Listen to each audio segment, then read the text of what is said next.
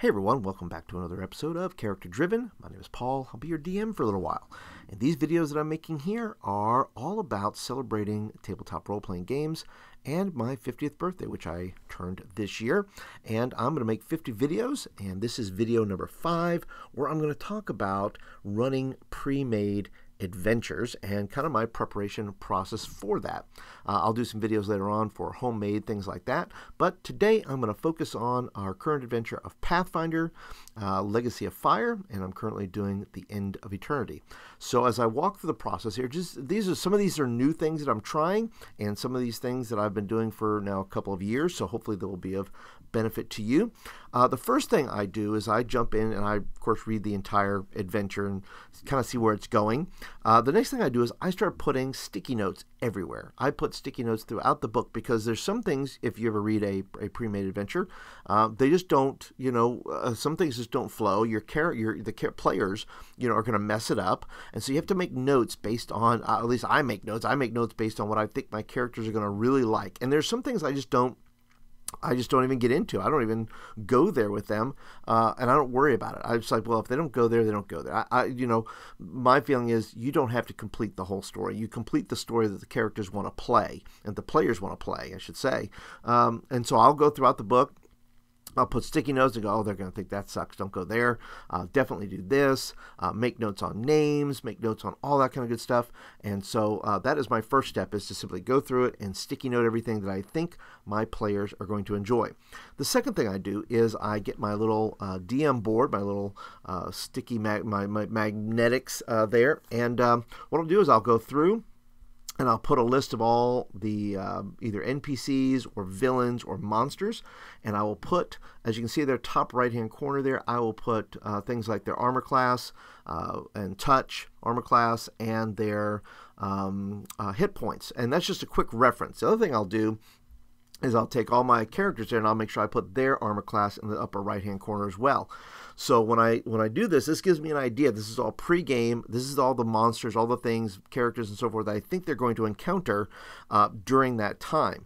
And so that's going to help me as a DM just go ahead and organize those things. It also really cuts down on me having to ask questions or look up, put my head in the book, that kind of thing. So I really want to stay engaged with the players. The last thing that I'm fooling around here with, and this is fairly new, is that I'm trying to organize all my stuff in one place. So you see here, I have my NPCs, and I don't know about you, but sometimes I can forget names. And so I go ahead and just put all the character names in here that I think I'm going to be talking about, or little NPCs that I might forget about, right? There's all these little characters in there that I may want to play up a little bit more, or, just have the need to remember. I also go ahead and take the creatures. That's to give me a list of all the creatures I have in there. And I just put basic stuff, right? The armor class, touch armor class, and their hit points. And I put all those guys right in here in the creature section. The other thing is treasure. Sometimes I forget about the treasures there that's available to give out. Special things, like I have the ram's horns, things like that, what it does, what kind of treasure might be hanging around, that kind of stuff. And so I want to make sure that I have the right kind of treasure there to be able to hand out, or put in things that are special, and I want to make notes of that. Over here, in this particular adventure, genies play a very big part in the story, and so I went ahead and just put down the Shaitane's genie's abilities. And so I have all that there, so I know what they do. And I don't know about you as a GM, sometimes I forget, to activate all the enemy's abilities. And so I want to make sure that I have full access to the abilities, not to necessarily make it super tough on the players, but to simply challenge them to make sure I'm maximizing my role, whatever I'm playing, to be able to challenge them. Then I have little notes there at the bottom, and then I take all my spells, and all these genies have certain spells, and rather than stick my head in a book and start looking at, well, how much time do we waste at a table saying, well, what is this doing? What is that? If my players need to know their spells, I'm not worried about, they'll have to have that information to be able to do that. But if I'm doing stuff on my part, I want to make sure I have all my information, so I'm not wasting any time at the table looking in 10 different books trying to find things. So I put all my spells right here.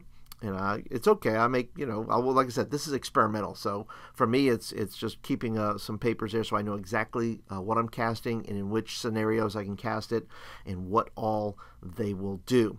So those are just some tips from me of stuff that, like I said, I'm experimenting with, and hopefully I'll get back to you and tell you how these things went.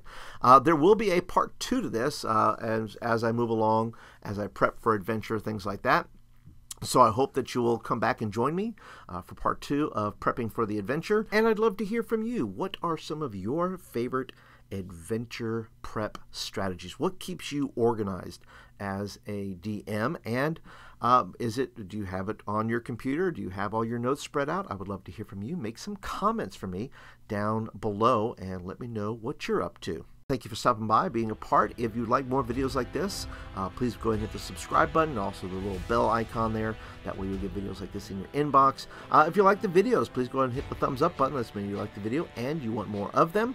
So I hope you'll hang out with me for the next 45 videos on my journey towards 50. So thanks for stopping by. We'll catch you in the next video.